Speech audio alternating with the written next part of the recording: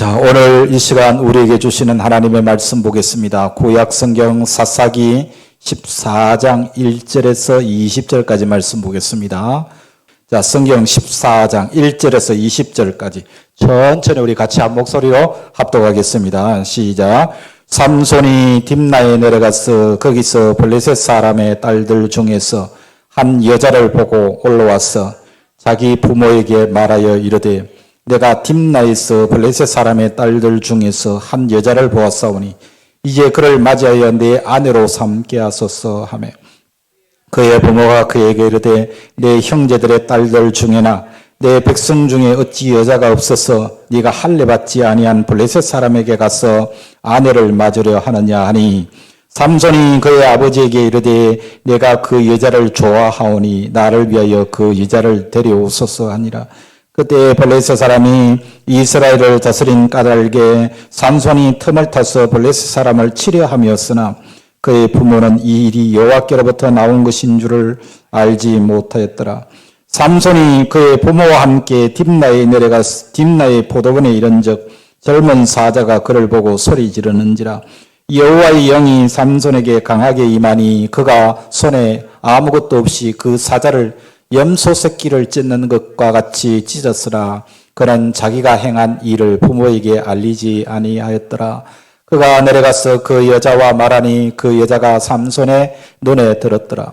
얼마 후에 삼손이 그 여자를 맞이하려고 다시 가다가 돌이켜 그 사자의 죽음을 본즉 사자의 몸에 벌떼와 꿀이 있는지라.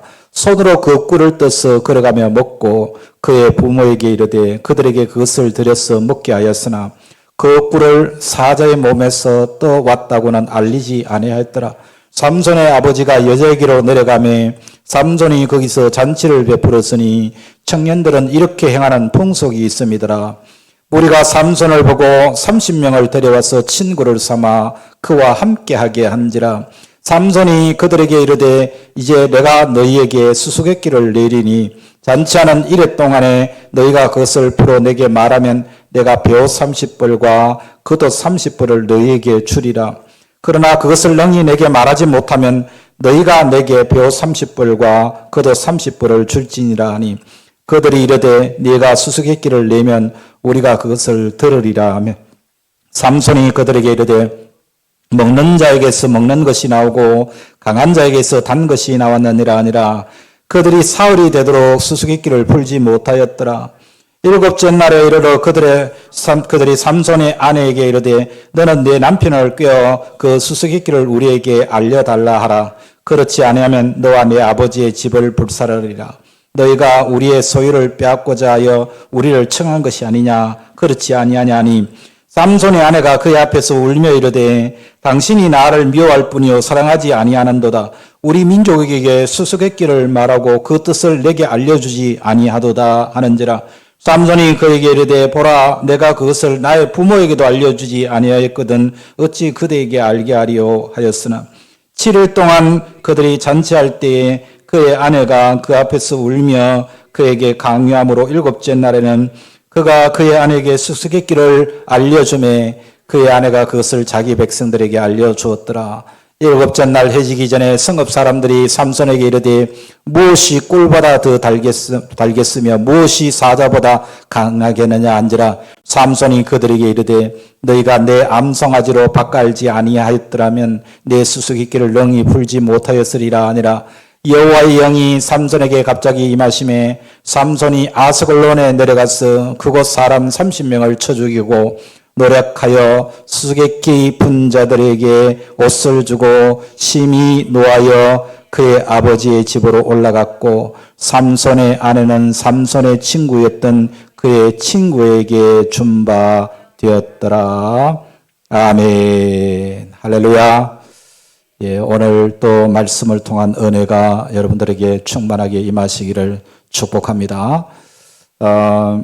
우리가 아는 삼손, 여러분들이 지금까지 신앙생활하면서 들었던 삼손에 대한 이야기가 우리는 상상할 수 없는 그런 내용으로 오늘 이 본문에 나오는 것을 우리가 볼 수가 있는 것이죠.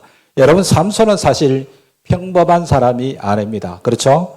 하나님께서 이스라엘을 구원하실 목적으로 이 땅에 보낸 사사입니다. 그러니까 이건 굉장히 하나님께로부터 사명을 받은 사람이라 말할 수가 있는 거죠. 그런 목적에 어울리게 모태에서부터 이 삼손은 거룩하게 구별되어서 이 세상에 태어난 존재입니다. 그런데 성경의 모습을 나타낸 그가 처음으로 한 이야기가 뭐냐니까 오늘 14장 1절의 말씀에 뭐라 그럽니까? 블레셋 사람 딸 중에서 한 여자를 보고 그리고 와서 뭔 이야기를 합니까? 나 이방 여자와 결혼하겠습니다 하는 이야기입니다.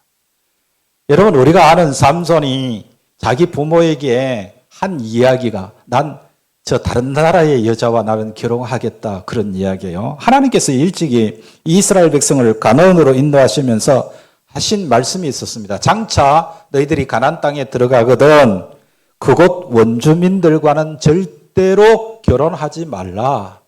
그게 하나님의 명령이었습니다. 하나님의 백성은 이방 사람과 결혼하는 것이 아니다. 그게 이스라엘 민족에게 주신 하나님의 명령이거든요. 그러니까 특별히 그 선택된 사사가 아니라 일반 백성이라도 하나님이 명령하신 그 이방인과의 결혼은 하나님 보시기에 가정한 일이었다 그런 이야기예요. 예. 하물며 삼손은 이스라엘의 하나님의 공의를 실천해야 하는 책임을 맡은 사사의 책임을 맡고 이 땅에 태어난 사람입니다. 그런 삼손이 성경에 등장해서 가장 먼저 하는 이야기가 뭐냐면 자기를 이방 여인과 결혼시켜달라 하는 이야기였어요. 이것을 여러분 보시면서 무슨 생각이 듭니까? 오늘 특별히 우리를 어리둥절하게 만드는 것은 본문 13장, 앞서 13장 마지막 25절에 보시면 뭐라고 되어 있습니까? 25절에. 자, 여러분 한번 보실까요? 13장 25절. 예. 같이 한번 읽어볼까요? 소라와 에스다올 사이 마네단에서 여호와의 영이 그를 움직이기 시작하셨더라. 여호와의 영, 말하면 요즘 우리가 말하는 성령님이 삼손에게 임하셔서 삼손을 움직였다 그런 이야기입니다. 그러니까 성령 받은 사람이 도대체 어떻게 된 영혼인지 이방 여인을 가까이 하는 황당한 일을 지금 행하고 있습니다. 도무지 이해가 안 되죠. 비단 삼손에만 해당되는 이야기가 아니죠. 앞에서 우리가 보았던 사사 중에 입다도 여호와의 신에 감동한 다음에 자기 딸을 인신제사로 하나님 앞에 드리게 되는 그런 어처구니 없는 일을 행했던 것을 우리가 보았습니다. 여기서 우리가 성령님의 사역에 대해서 우리 잠시 생각해 볼 필요가 있습니다. 여러분, 우리 그리스도인들은 성령 충만함을 사모하지 않습니까? 성령께서 우리 가운데 충만하게 역사하시도록 우리가 기도하고 있습니다. 그런데 성령님의 사역 중에 가장 일반적인 사역은 구원에 직접 개입하시는 사역입니다. 그러니까 성령님이 하시는 일에 가장 중요한 일이 뭐냐면 우리를 구원하시는 일이 가장 먼저 된 일인 거죠. 그러니까 우리의 구원을 하나님 앞에서 우리가 예수 그리스도를 나의 구주로 영접하게 되면은 내가 하나님의 자녀가 되는데 그건 단 한 번이라고 오늘 오전에 제가 말씀을 드렸어요. 이 칭의라고는 의롭다 칭함을 받는 것은 내가 착하거나 내가 선한 일을 많이 해서 하나님께서 그래 너 착하구나 너 선하구나 너 의롭구나 그렇게 하시는 것이 아니라 단지 하나 예수 그리스도께서 나를 위하여 십자가를 주셨다는 그 믿음을 통해서 내가 하나님 앞에 의롭게 되는 줄로 믿습니다. 내가 옛날에 어떻게 살았든 그건 상관없어요. 내가 예수님을 구주로 영접하는 순간 나는 하나님 앞에 의로운 자가 된다. 칭의를 가지게 된다. 그런 이야기죠. 자, 그런데 그 칭의로만 끝나는 것이 아니고 우리는 예수 믿고 하나님의 자녀가 되어서 천국 가는 그 순간까지 우리의 구원을 이루어 가야 합니다. 그걸 우리가 신학적으로 한번 따라합시다. 성화. 뭐라고요? 성화. 성스럽게 변화되어 간다. 거룩하게 변화되어 간다. 이걸 성화라고 이야기합니다. 우리가 지금 성화의 과정을 거쳐가는 거예요. 예수 믿고 믿음으로 사는 사람들이 아이고 교회 다녀도 별 수 없던데 거짓말도 하고 또 뭐 사기도 치고 뭐 그러던데 맞아요. 예수 믿는 사람들도 거짓말하고요. 화도 내고요. 또 남에게 상처를 주기도 하고요. 그럽니다. 그런데 이게 뭐냐면 아직 덜 성화가 돼서 그래요. 덜 거룩해서 그런 거예요. 그런데 이제 온전하게 주님의 성품을 닮아서 온전한 거룩한 하나님의 백성이 되면 우리는 주님의 형상이 우리의 삶 속에 나타나게 되는 겁니다. 이게 성화의 과정이고 마지막 단계의 구원이 뭐냐면 영원한 영광의 나라 주님과 함께 거하게 되는 그 영화를 누리는 날이 우리 앞에 올 줄로 믿습니다. 성스럽게 거룩하게 된 하나님의 백성이 하나님처럼 되어지는 그러한 거룩한 하나님의 백성이 되어 영광을 누리는 그 영화의 단계가 우리 앞에 있다는 것이죠. 자, 그래서 여기서 이야기할 때에 성령님의 역사는 뭐냐면은 칭의의 역사입니다. 자, 고린도전서 12장 3절 말씀인데 제가 하반절만 적었습니다. 한번 읽어봅시다. 또 성령으로 아니하고는 누구든지 예수를 주시라 할 수 없느니라. 아멘.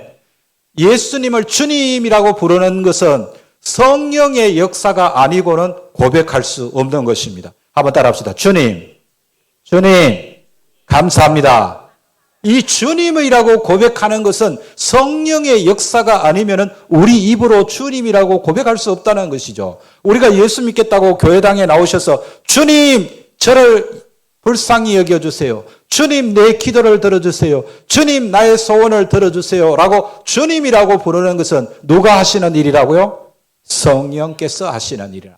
그래서 여러분이 주님이라고 부르는 것은 내 안에 성령님이 역사하신다는 거죠. 성령님이 없이는 이 고백을 할 수 없다. 그런 이야기입니다. 그래서 어떤 사람이 예수님을 주님이라고 고백한다는 얘기는 그 사람의 지정의의 작용에 근거해서 그 사실을 깨달았다는 것이 아니라 그 사람 안에 성령님이 계신다. 그런 뜻입니다.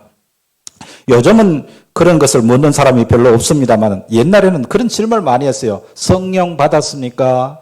혹시 그런 질문 받아본 적 있어요? 성령 받았습니까? 라는 질문이 유행했던 적이 있어요.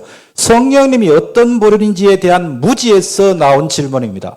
그러니까 예수 믿는 사람 중에 성령 받지 않는 사람은 없습니다. 또 각 사람의 신앙 수준에 작용하는 성령님의 사역도 있는 것이죠. 갈라디아서 5장 16절 17절 같이 한번 읽어보겠습니다. 내가 이르노니 너희는 성령을 따라 행하라. 그리하면 육체의 욕심을 이루지 아니하리라. 육체의 소욕은 성령을 거스르고 성령은 육체를 거스르나니 이 둘이 서로 대적함으로 너희가 원하는 것을 하지 못하게 하려 함이라. 성령님의 소욕은 우리의 육체의 욕심과 정반대입니다. 우리는 본성상 죄인이기 때문에 뭐든지 하는 일을 보면 죄와 가까워요.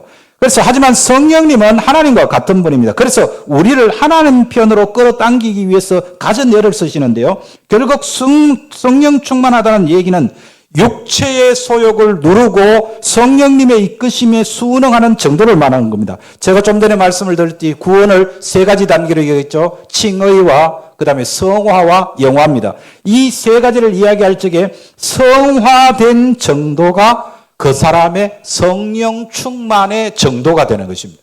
그 사람이 성령 충만하냐 아니냐 그걸 보려면 방언을 막 하고 그 사람이 기도할 때 막 진동하고 그 사람이 무슨 예언을 하고 그게 성령 충만함이 아니라 내 삶 속에서 거룩의 성품이 하나님을 닮은 하나님의 성품이 내 삶 속에 나타날 때 아, 저 사람이 성령 충만한 사람이구나를 알 수 있다. 그런 이야기예요.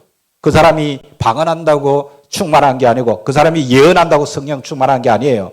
그 삶 속에 하나님의 거룩함을 얼마만큼 나타내느냐 이게 중요한 거죠. 그래서 성령님의 소욕은 육체의 소욕과 항상 반대입니다. 그래서 우리는 본성의 그 죄와 가깝기 때문에 그렇다는 걸 잊지 말아야 되는 것이죠. 그래서 이것만이 아니라 성경을 읽다 보면 그 사울과 같은 하나님이 세운 왕에게도 여호와의 영이 사울에게서 떠났다 그런 표현이 있습니다. 그러니까 성령이 떠나들 수도 있다는 얘기는 지금 우리 안에 내주하셔서 그리스도가 주님이심을 알게 한 성령님의 사역과는 구분이 되는 사역입니다. 그러니까 삼손에게 여호와의 신이 감동했다는 뜻이 바로 여기에 해당하는 것이죠. 여러분 아시는 대로 예수님의 제자가 12명이었죠. 그중에 예수님을 팔아먹은 제자가 이름이 뭐였죠? 가룟 유다. 그렇습니다. 가룟 유다하고 구원 받았을까요? 못 받았을까요? 보나마나 구원 못 받았겠죠. 예수님을 팔아먹었으니까. 그러니까 구원받지 못했다는 얘기는 그 안에 성령님이 내주하지 않으셨다는 그런 뜻입니다. 자신의 지적인 판단에 따라서 예수님을 따라다니기는 했는데 성령님의 감동하심으로 예수님을 주라보고는 고백하지 않았다는 이야기죠. 그런 그 유다 가룟 유다도 복음서에 보면 70인의 제자가 파송되었을 때 각처에 다니면서 병자를 고치기도 하고 전도를 했지 않습니까? 그 성령님께서 유다 안에서 그런 일을 행하게 하시는 거예요. 이것 역시 성령께서 하시는 사역의 한 단면입니다. 그 사람의 신앙 수준이나 구원과 관계없이 특별히 그런 일만 하게 하셨다, 그런 이야기입니다. 자, 오늘 삼손에게 임한 여호와의 신이 바로 이 세 번째 해당합니다. 그런 삼손이 이방 여인과 결혼을 추진했습니다. 부모가 말려도 듣지를 않습니다. 자기가 그 여자 좋아하니까 자기를 위해서 그 여자를 데려와서 나와 결혼시켜달라, 이런 고집을 부리고 있는 것이죠. 자, 여기서 우리는 삼손의 수준 낮은 선택의 기준을 우리가 볼 수 있죠. 그의 선택 기준은 내가 그 여자를 좋아한다, 그것밖에 없습니다. 자기만 좋으면 그만인 거죠. 그것이 과연 사회적으로 인정되는 것인지 관심이 없습니다. 자기의 그런 생각에 대해서 부모가 뭐라고 하는지 거기에도 관심도 없습니다. 심지어 하나님께서 싫어하시는 일이라는 그런 사실에 대해서도 전혀 관심을 두지 않았다, 그런 이야기죠. 그래서 여러분, 사사기의 주제되는 성구가 무엇인지 여러 차례 말씀을 드렸죠. 그게 뭐냐면 그때의 이스라엘의 왕이 없으므로 자기의 소견에 옳은 대로 행했더라. 이게 사사기의 주제 성구입니다. 이게 몇 번 나옵니다. 여러분, 이스라엘의 왕이 누굽니까? 왕이 누구예요? 하나님이 왕이십니다. 그런데 왕이 없었다는 이야기는 하나님을 인정하지 않았다는 것이죠. 하나님을 인정하지 않고 자기의 소견에 옳은 대로 행했다, 자기 멋대로 살았다, 그런 이야기. 그게 사사기 이야기예요. 자, 오늘 14장 4절 말씀 한번 볼까요? 읽어봅니다. 그때에 블레셋 사람이 이스라엘을 다스린 까닭에 삼손이 틈을 타서 블레셋 사람을 치려 함이었으나 그의 부모는 이 일이 여호와께로부터 나온 것인 줄을 알지 못하였더라. 이 구절이 굉장히 오해하기 쉬운 구절인데 오늘 본문을 읽다 보면요, 삼손이 블레셋을 공격할 실마리를 얻으려고 일부러 결혼을 추진했는데 삼손이 그런 생각을 한 것은 하나님께서 지혜를 주셨기 때문이다, 그런 뜻처럼 읽혀집니다. 그러나 그렇게 생각하기는 어딘가 이상하죠. 당장 하나님의 도덕성에 문제가 생기기 때문입니다. 그러니까 이방인과 결혼을 금지한 하나님께서 블레셋을 응징을 핑계로 반인륜적인 그런 결혼을 지원하게 하셨다? 이건 말이 안 되죠.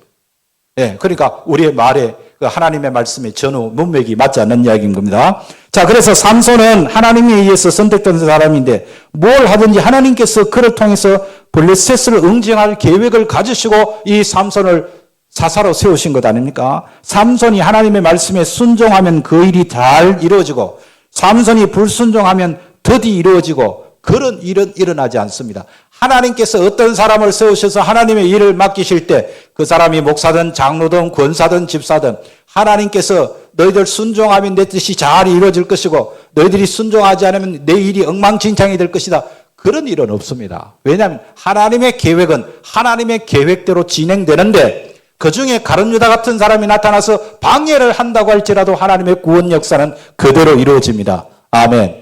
순종하는 사람이 나타날 때는 순종하는 사람을 통해서 하나님의 뜻이 이루어질 뿐만 아니라 그 사람이 하나님 앞에 귀하게 쓰임받지만 불순종하는 사람을 통해서도 하나님의 뜻이 이루어집니다. 그 불순종의 역사를 하나님이 사용하신다는 그런 말인 거죠. 창세기에 나오는 요셉이 형들에 의해서 종으로 팔려가지 않습니까? 여러분, 형들의 악행으로 인해서 나중에 야곱의 일가가 기근에서부터 구원을 받게 되지 않습니까? 그렇다고 해서 요셉을 팔아넘긴 행위가 정당화될 수 있습니까? 우리가 인간적으로는 이렇게 말할 수 있죠. 봐라, 우리가 그때 너 종으로 팔아먹지 않았으면 우리가 이렇게 기근을 당하고 지금 식량이 떨어졌을 때 그래도 다행히 네가 그 나라에 가가지고 총리가 되어 있으니까 우리가 이렇게 살아난 것 아니냐? 그래서 우리가 너 팔아먹은 거 잘한 일이냐 나쁜 일이냐? 여러분, 이렇게 말할 수 있습니까? 그는 그렇게 말할 수가 없는 것이죠. 요셉의 형들은 요셉을 미워해서 그런 일을 꾸몄지만 하나님께서는 그 일을 통해서 하나님께서 하시고자 하는 일을 이루어 가셨다, 그런 이야기입니다. 오늘 삼손이 그렇잖아요. 삼손은 하나님의 사역에 관심이 있습니까? 없습니까? 없습니다. 그저 자기가 하고 싶은 일을 자기 마음대로 하는 그런 행동파입니다. 하지만 하나님께서는 그런 삼손의 행적을 통해서도 하나님의 뜻을 이루시는 줄로 믿습니다. 삼손이 자기 고집대로 이방 여인과의 결혼을 추진할 때 중간에 사자를 만났어요. 여러분, 삼손이 맨손으로 사자를 찢어 죽였는데 삼손이 사자를 만났다는 사실은 그 자체로 어떤 메시지가 될 수 있죠. 아, 내가 옳지 못한 결혼을 추진하다가 보니 하나님께서 경고의 메시지로 이 사자를 보내서 나에게 어려움을 당하게 하시는구나 하고, 하나님 제가 잘못했습니다, 이걸 깨달을 수 있는 기회가 우리에게 고난이 올 때입니다. 하나님께서 그걸 깨닫게 하는 환경을 허락하시는 것이죠. 아마 이때 자기의 행위가 하나님 보시기에 옳지 않은 일인지 아닌지 그걸 돌아볼 수 있는 기회가 생긴 것 아닙니까? 만일 이때 삼손이 사자를 찢어 죽인 것이 아니라 아마 사자에게 물려 한 전치 10주 정도 상처를 입고 병원에 입원을 해가지고 링거를 맞고 있는 그런 상황이었다고 한다면 여러분 어떻습니까? 링거 주사 맞으면서 삼손이 생각했겠죠. 아, 그렇구나. 아, 맞다. 내가 잠시 제정신이 아니었다. 그런 나를 하나님께서 말리시려고, 이방 여인과 결혼하는 거 말리시려고 나에게 사자를 보내셔서 나를 이렇게 물어서 전치 10주의 중상을 입게 하셨구나. 그렇게 판단할 수 있는 것 아니겠습니까? 그런데 어떻습니까? 삼손은 그런 거 생각할 여지가 없이 삼손은 사자를 찢어 죽였어요. 예. 하나님의 간섭을 생각할 여지가 아예 없었다, 그런 이야기죠. 삼손의 눈에는 마땅히 보여야 할 하나님의 간섭은 보이지 않고 지금 눈에 뭐만 보입니까? 자기가 사모하는 이방 여자만 눈에 어른거리고 있는 거예요. 안타까운 일이죠. 자, 오늘 8절 9절 다시 한번 볼까요? 읽어봅니다. 얼마 후에 삼손이 그 여자를 맞이하려고 다시 가다가 돌이켜 그 사자의 죽음을 본즉 사자의 몸에 벌떼와 꿀이 있는지라 손으로 그 꿀을 떠서 걸어가며 먹고 그의 부모에게 이르러 그들에게 그것을 들여서 먹게 하였으나 그 꿀을 사자의 몸에서 떠왔다고는 알리지 아니하였더라. 자, 여러분, 어느 정도의 시간이 지났습니다. 삼손이 여자를 데려가는 도중에 자기가 찢어 죽였던 그 사자의 시체에 거기 보니까 벌떼들이 새카맣게 올라와서 벌집을 짓고 거기 꿀을 가득 채워놨습니다. 예. 그래서 삼손은 그 꿀을 먹고 또 그 꿀을 부모에게 드렸는데 어디에서 난 꿀인지는 얘기하지 않았다고 그랬어요. 여러분, 우리가 지난 시간 이 삼손에 대한 이야기를 하면서 삼손은 나실인이다 그렇게 말씀을 드렸죠. 나실인이 하면 안 되는 세 가지 행위가 있습니다. 첫째, 포도주를 먹지 말라는 것입니다. 그렇죠? 두 번째 뭐예요? 네? 시체를 가까이 하면 안 돼요. 죽음을 가까이 하면 안 됩니다. 그런데 시체 고이는 그 사자의 시체를 가까이 가서 거기에 고인 꿀까지 떠먹었어요. 물론 부모도 먹기는 했지만 부모는 뭐 나실인도 아니고 일의 경위도 알지 못했으니까요. 그런데 성경은 삼손이 부모에게서 어디서 난 꿀인지 얘기하지 않았다는 내용을 밝힘으로써 삼손이 행한 일에 대해서 삼손의 부모는 전혀 아는 바가 없다는 것을 강조하고 있는 겁니다. 이 말을 뒤집으면 무슨 말이냐면 삼손이 전적인 책임이 있다 그런 뜻이에요. 예. 10절을 보세요. 삼손의 아버지가 여자에게로 내려가매 삼손이 거기서 잔치를 베풀었으니 청년들은 이렇게 하는 풍속이 있음이었더라. 여러분, 삼손의 처가에 가서 잔치를 벌였어요. 당연한 결혼 전차인 것 같지만 그렇지 않습니다. 신랑이 처가에서 잔치를 벌인 것은 이스라엘의 풍습상에는 맞지 않는 잔치법입니다. 마태복음에 있는 열처녀의 비유를 보면 우리가 알 수 있는데 신부집에서 잔치하면 신랑이 와서 신부를 데려가는 것이 사실은 이스라엘의 결혼 풍습이거든요. 그런데 삼손은 블레셋의 풍습을 따라서 처가에서 잔치를 벌였어요. 그러니까 당시 삼손은 나는 택한 백성 이스라엘 사람이지만 저 블레셋 여자가 마음에 드니까 사랑해, 국경이 어디 있냐. 그 나라에 가가지고 그 나라의 잔치법을 따라서 그 나라의 결혼 풍속대로 그냥 나는 그렇게 하겠다. 그런 이야기입니다. 그러니까 영혼마저도 이방 나라의 오염이 되어버렸다 이 말입니다. 이게 삼손의 모습인 거죠. 그런데 잔치를 즐기는 중에 일어난 일이 또 재밌습니다. 삼손이 블레셋 사람들과 어울려 놀면서 수수께끼를 냈어요. 벼 30불과 겉옷 30불을 그걸 이제 상품으로 걸고 내기를 했는데 먹는 자에게서 먹는 것이 나오고 강한 자에서 단 것이 나온 것이 뭐냐. 그러니까 사자를 찢어 죽인 자기의 경험을 수수께끼로 만들어가지고 그걸 이제 문제를 낸 겁니다. 삼손이 결혼을 진행하는 과정에서 사자를 만난 것은 좀 전에 말씀드린 대로 하나님의 경고로 봐야 되지 않습니까? 그런데 삼손은 그걸 가지고 지금 이방 나라 사람들하고 지금 말장난을 하고 있는 거예요. 시체를 가까이 하면 안 되는 나실인으로서 차마 해서는 안 될 일을 했고 구원했다는 자책이 전혀 없고 하나님에 대한 경각심도 전혀 없는 거예요. 이게 이렇게 안타까운 일이 있을 수 있을까요? 블레셋 사람들은 삼손이 낸 수수께끼를 도저히 풀 길이 없었어요. 약속한 기한이 이르도록 수수께끼를 못 푸니까 편법을 이용했어요. 삼손의 아내를 협박해서 답을 알아오게 한 거예요. 야, 니는 그래도 블레셋 사람, 블레셋 여자가 아니냐. 네가 이제 막 결혼하는 남편이 암만 좋다고 해도 우리 블레셋 민족이 이렇게 손해를 보면 되겠느냐. 그러니까 빨리 답 알게 해라. 그렇게 해서 추궁하는 것입니다. 예. 그러니까 부인이 그 이야기를 듣고 남편 삼손에게 다그치겠죠. 자, 16절 보세요. 읽어봅니다. 삼손의 아내가 그의 앞에서 울며 이르되 당신이 나를 미워할 뿐이요 사랑하지 아니하는도다. 우리 민족에게 수수께끼를 말하고 그 뜻을 내게 알려주지 아니하도다 하는지라.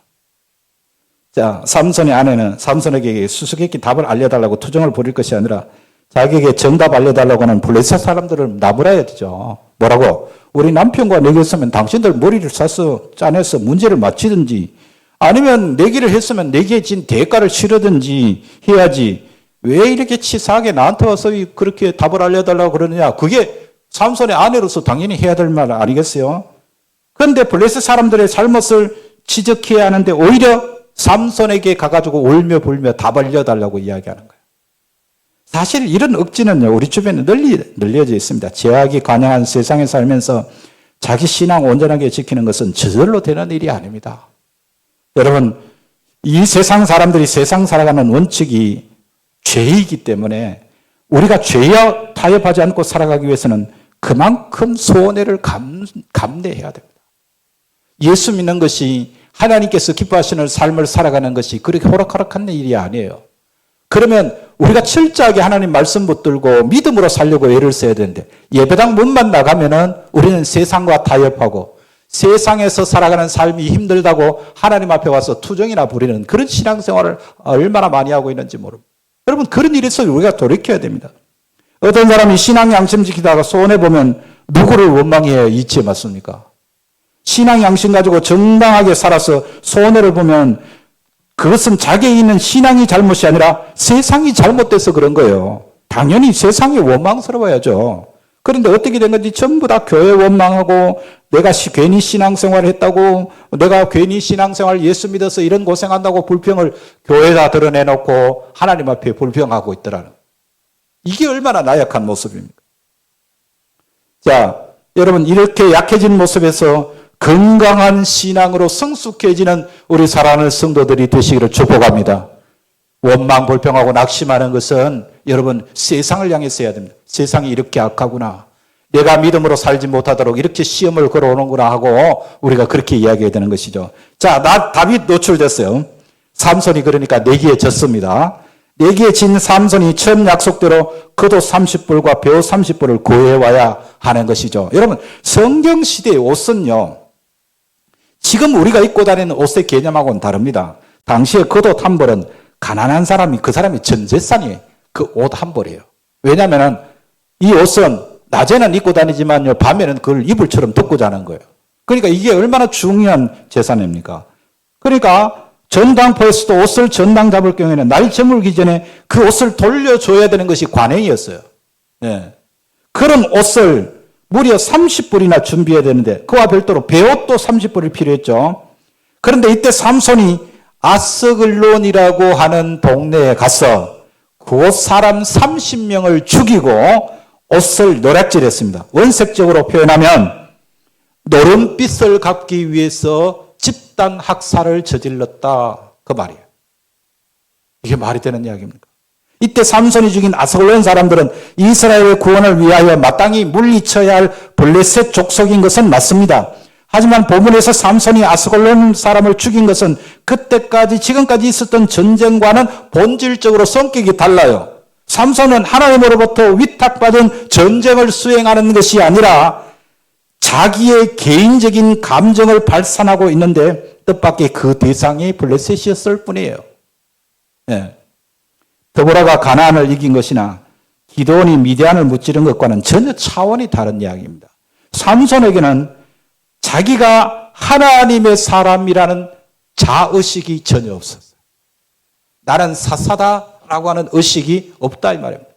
오늘 또 우리가 신앙생활 하는데 성경 찬송 들고 주일이면 교회를 오는데 예배당에 앉아있으면서 나는 하나님의 자녀다, 나는 구원받은 하나님의 백성이라고 하는 이 자의식이 없으면, 자기의 정체성이 불안정하면 우리의 신앙생활이 세상에 나가면 세상에 끌리고 친구를 만나면 친구에게 끌려가고 그렇게 신앙생활 할 수밖에 없는 것입니다. 예. 그저 이 삼손을 보십시오. 나는 사사라고는 자의식이 조금이라도 있는가요? 전혀 그런 모습이 볼 수 없습니다. 하고 싶은 대로, 하고 싶은 대로, 일의 방향이 단지 하나님의 뜻과 맞았을 뿐이지 자기 하고 싶은 대로 하잖아요. 이때 삼손이 내게서 만약에 이겼다고 가정을 해봅시다. 아마 삼손은 자기 주변에 아스글론 사람이 있거나 말거나 전혀 신경 쓰지 않고 블레셋 여자와 결혼해서 아들, 딸 낳고 잘 살았겠죠. 어떤 사람이 전도를 하는 경우를 한번 상상해 봅시다. 때에 따라서 전도하는 일이 재밌을 수 있죠. 근데 어떤 따라 목사가 여러분들에게 전도하자고 그러고 전도지 나눠주고 이제 밖에 나가가지고 어깨띠를 두르고 전도하는 일이 시작된다고 합시다. 네. 나는 전도하기 싫어. 하고 싶지 않아. 그런 마음이 들면 전도 안 하고 내가 하고 싶으면 열심히 하고 그러면 이 전도하는 일이 내 기분에 따라 하는 겁니까? 하나님의 뜻대로 하는 겁니까? 그렇죠. 내 뜻대로 하는 거예요. 봉사를 한다고 봅시다. 봉사를 하는데 어떨 때는 내가 하기 싫어. 그럼 나 못해. 그럼 어떻게 됩니까? 그건 내 기분이죠. 그런데 어떨 때는 봉사하는 게 또 재밌어. 그러면 내 재미에 따라서 그 기분이 좋을 때는 내가 해. 어떻게 됩니까? 누구의 뜻대로 하는 겁니까? 하나님의 뜻대로 하는 겁니까? 내 기분 따라 하는 겁니까? 내 기분 따라 하는 거죠. 여러분, 그것은 진정한 헌신이에요. 우리는 우리의 감정보다 하나님의 뜻을 먼저 앞세워야 하는 사람입니다. 때로는 하기 싫어도 해야 되는 거예요. 목사가 목회하는 것이 늘 기분 좋게, 늘 신나게 그렇게 목회가 될까요? 그렇지 않아요.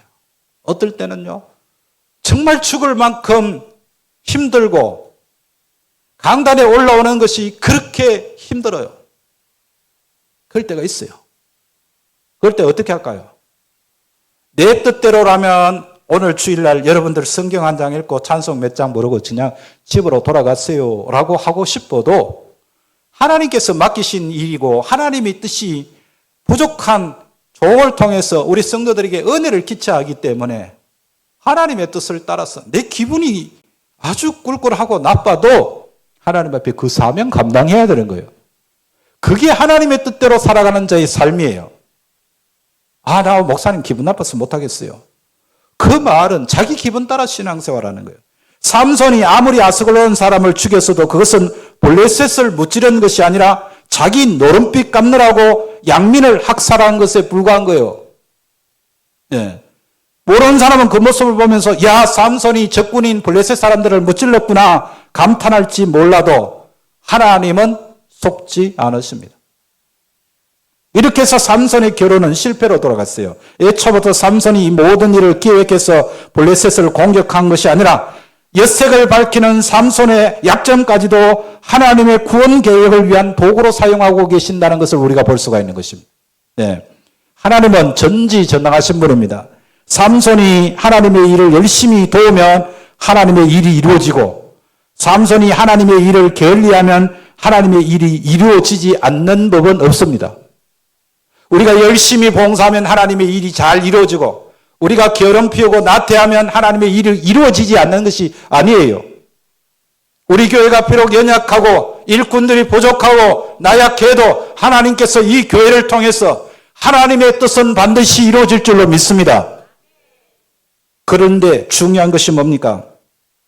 우리가 우리 욕심대로 살면 우리의 욕심은 이루어지지 않고 하나님의 뜻만 이루어질 것입니다만 우리가 하나님의 뜻대로 살면 하나님의 뜻이 이루어지는 것은 물론이고 우리의 이름도 아름답게 남게 될 줄로 믿습니다. 그렇습니다.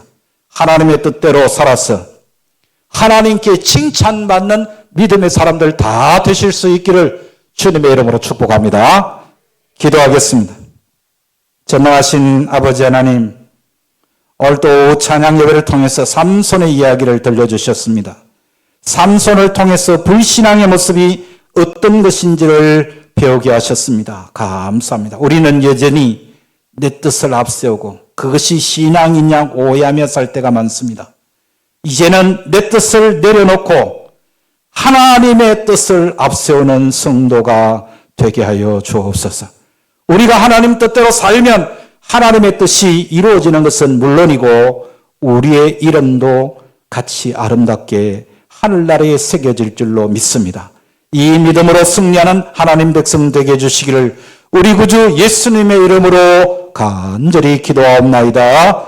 아멘.